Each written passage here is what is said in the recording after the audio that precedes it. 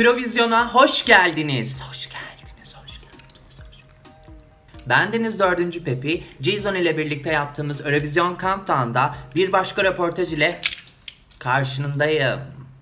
Bugün yanımda kim var? Bugün yanımda Cornelia Jakobs var. Kendisi Hold Me Closer, yani Beni Yakınında Tut adlı şarkıyla İsveç'i temsil edecek bu yıl Turin'de Eurovision 2022'de. Çok bekletmeden ben sizi röportajla baş başa bırakayım. Benim 2 ekmek almam gerekiyor. Bakkala gidip geleceğim, tamam mı? Hadi görüşürüz. Where are you? Are you at a cafe?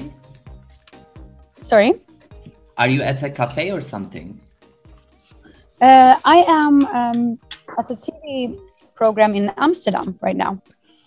Ooh. Yeah, so I'm in Amsterdam for at least one day. We arrived this morning and then we're going back tomorrow morning.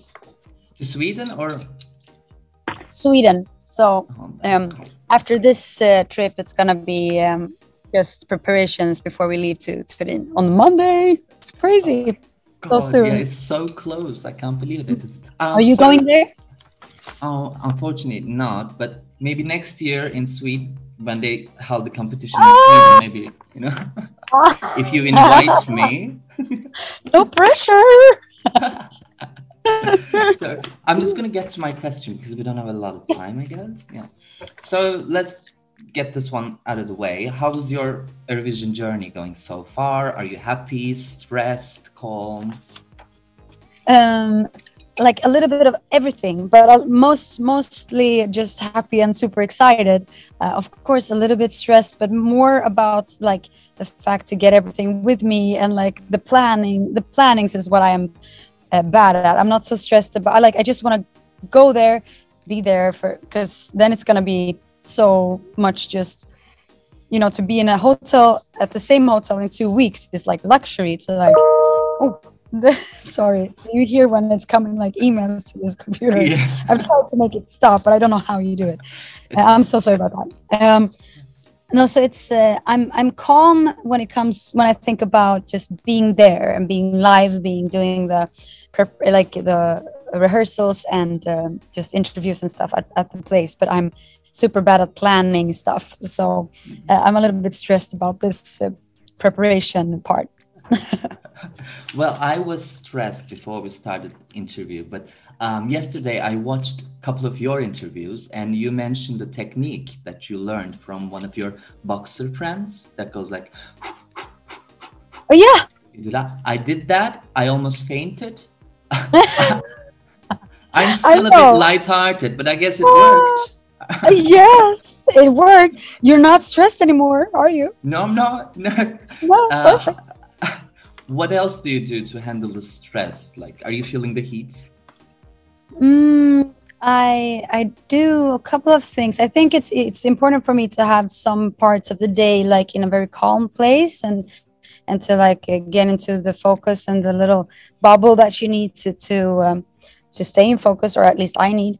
One other thing I do is in the hotel room, or at least I did in the Melodifestivalen, and I've done that a lot lately at home too, is to like put on the shower on very like with a hot water so that it steams in the hotel room, so that you get a lot of steam to your throat. Because it's so much like, you know, in the AC rooms, like in the hotel rooms and in the arenas, is so dry, and it's so dry air and a lot of AC, which is the worst for the throat. So you get really dry and it can kind of hurt sometimes. So I get like I make my own Thailand in my room, you know. So it's super humid and you just everything gets like your hair gets frizzy and everything, but it's worth it. Sometimes I do a little bit yoga with my creative director that is with me, Celia. She's amazing. So then we have Bikram yoga in my Thailand room, you know, with the heat. Stuff like that. I don't have my phone during the weeks when I was in Melodifestivalen, and I think I'm going to do a similar thing now so that I don't like, you know, are too much in the outside world, because it takes a lot of your focus. And your song, Hold Me Closer, it's a song that requires a lot of focus, a lot of emotion. I wanted to ask you about like how was the process of writing the song, and is there a story behind the song that you can share, maybe? Absolutely. The process is pretty much, for this case, it's always like different with different songs, but with Hold Me Closer, we wrote that in this summer in August. Me, Isa, and David. And Isa and I are like best friends since 17 years ago, so we're super close. And I was going through a breakup time. It was pretty much like a lot of ups and downs and like back and forth, and that type of relationship was really on and off. And so during a period of time, and I was not feeling very good, as you do in those kind of relationships. It's super hard for your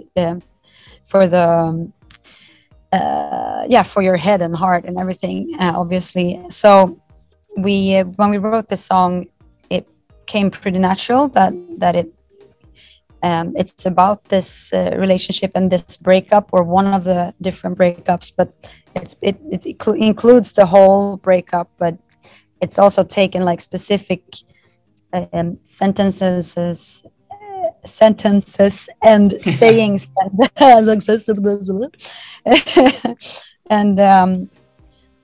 happenings and situations during this time, and my thoughts and my feelings during this time is really put into this song.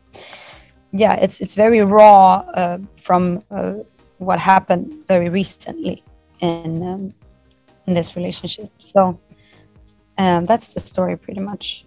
Thank you for sharing the story. It was great, and it shows that it's written in such an emotional state, and it's very raw. And at Eurovision, it's almost rare to see that kind of like emotional, but like this raspy, beautiful sound and meaning. I want to talk a little bit about the competition as well, because I want to ask you, are you a competitive person? Because I kind of sense a tiny bit of competitiveness. Nothing wrong with that. I'm a bit competitive. Like if there's a crown, I'm going to be like, I want that crown. I'm going to be sneaky. Are you like that? Be honest.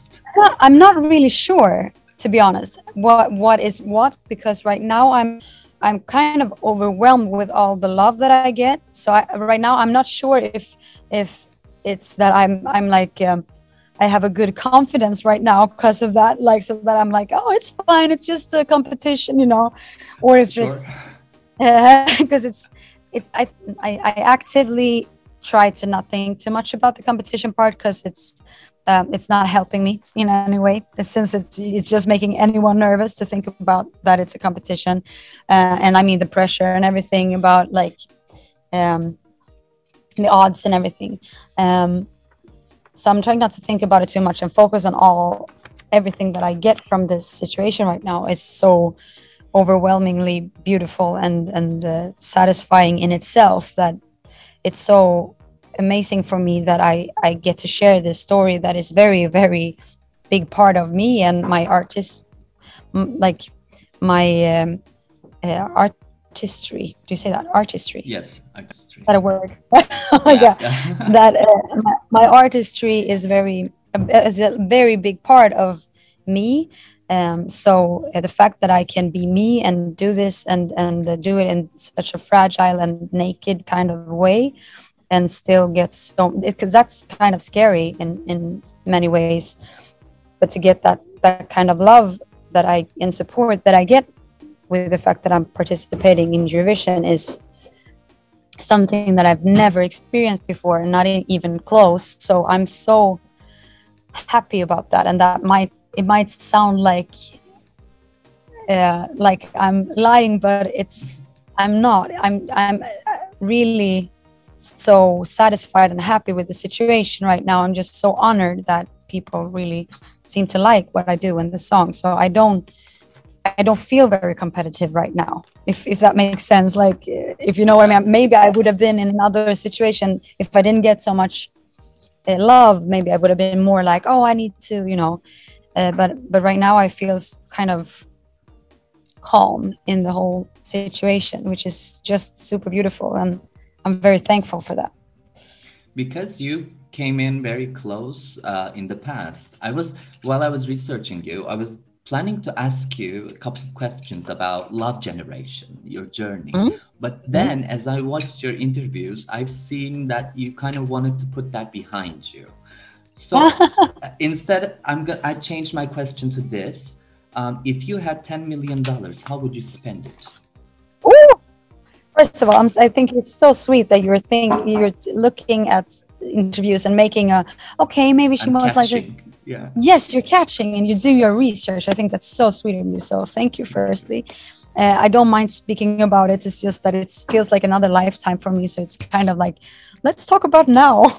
Okay, if I had $10 million, ooh, I would firstly give a lot of money to charities.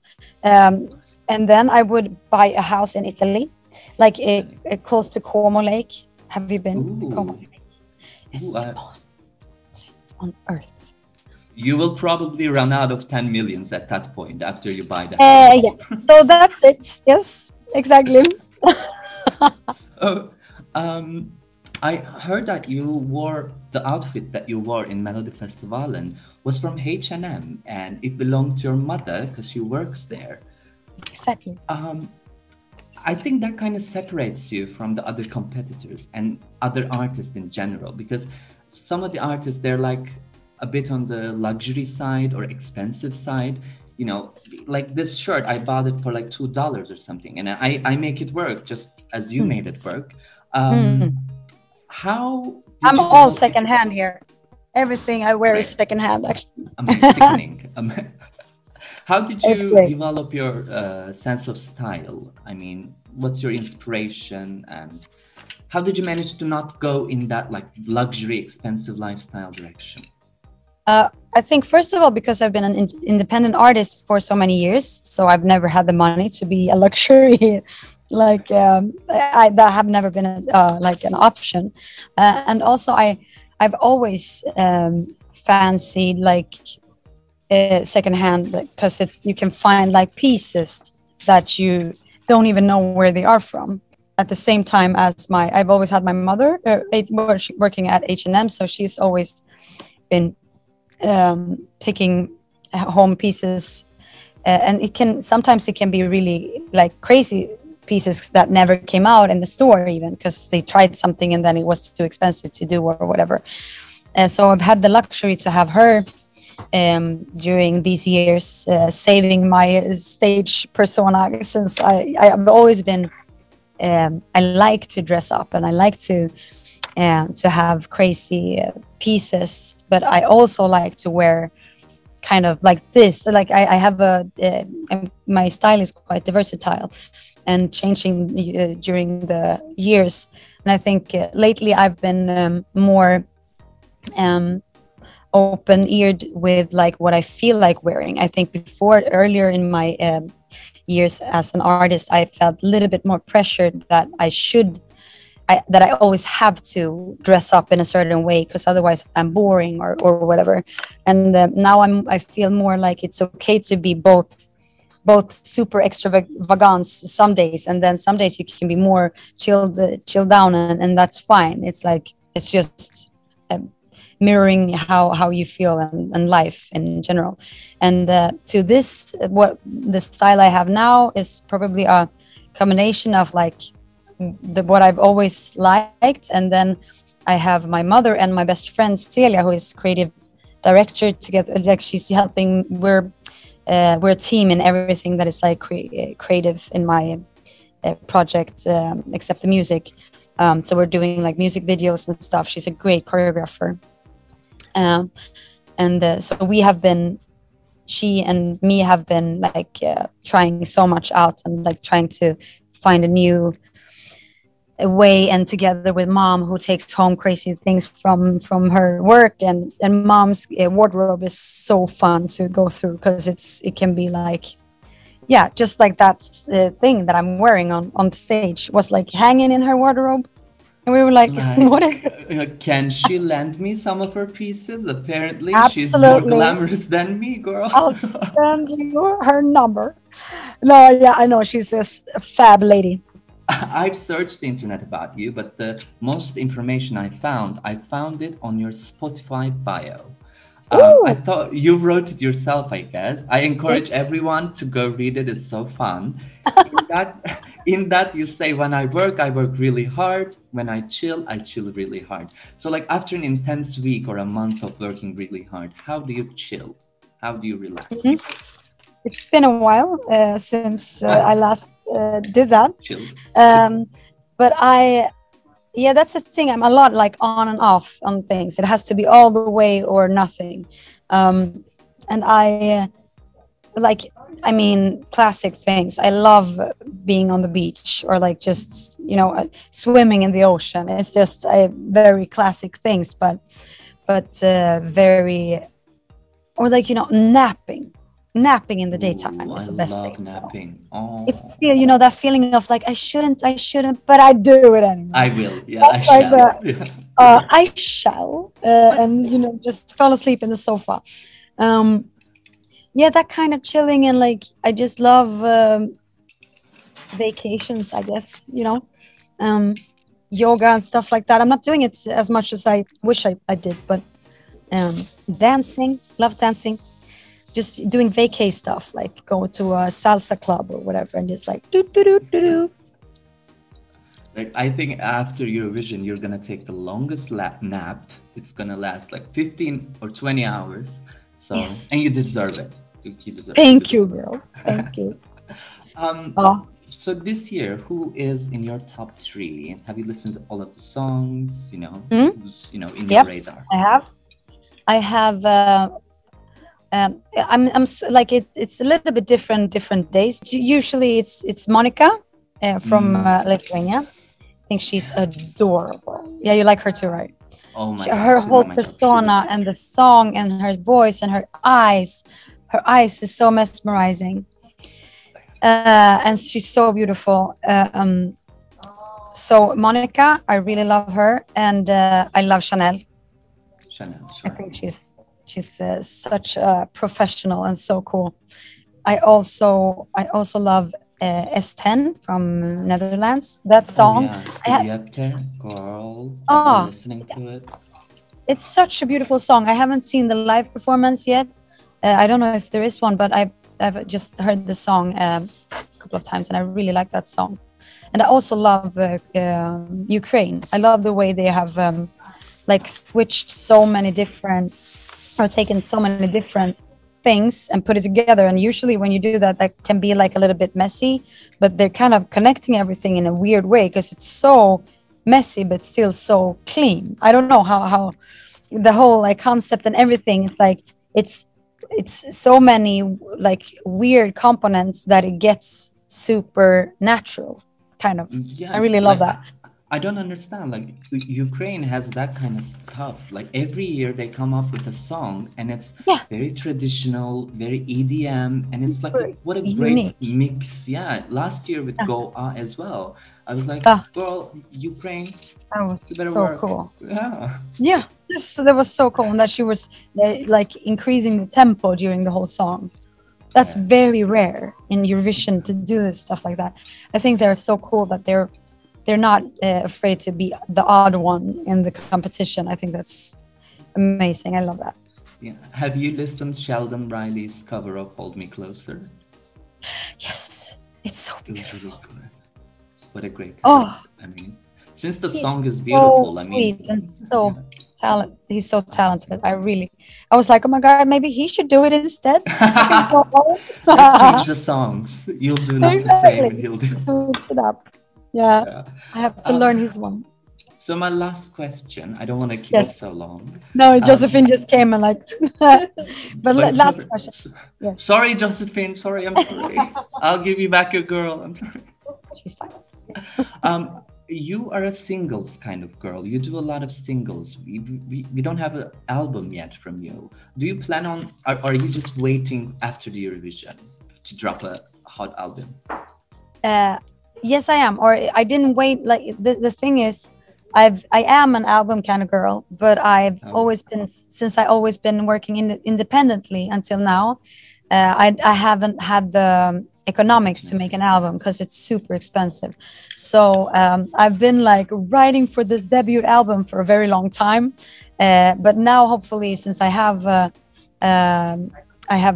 label now, and I will have help with those kind of stuff. I think I will release a couple of more singles and then album. Sounds great. Yes, yes, I love the way your bracelets are like. Thank you. And you're a ring girl as well, just like Yes, me. You love rings. Yes. Jingle, This jingle. is very cute to be me, to be honest. I usually have like all over the This place. is your off day. You can just Yes. wear 3. Yeah. But thank you so much. This has been so fun. Thank you. It has been spending amazing. time with me. Thank you. It was so much my pleasure, and hope to see you again. Of course. Thank As you well. so much. Thank you. Sorry. No worries. Take care. Take care. You too. Bye, Good bye. luck in Turin. Bye. Thank you. Bye. Çok keyifli. Gacı oturmuş zaten bir kafede mi nerede bir yerde. Elinde laptopu almış. Kadrajda hiç suratının yarısı gözükmüyor. Ama bir tatlı görseniz gerçekten hiç bitmesini istedim. O yüzden Gacı'yı tuttum. En sonunda menajeri geldi. Dedi ki hadi dedi beni orada madiledi biraz. Videolar devam edecek büyük ihtimalle. Çünkü sen beni bıraksan ben seni bırakmam biliyorsun. Ben sizi ararım. Küpelerim peki olayım. Bu lokumun adı Fransız Mama.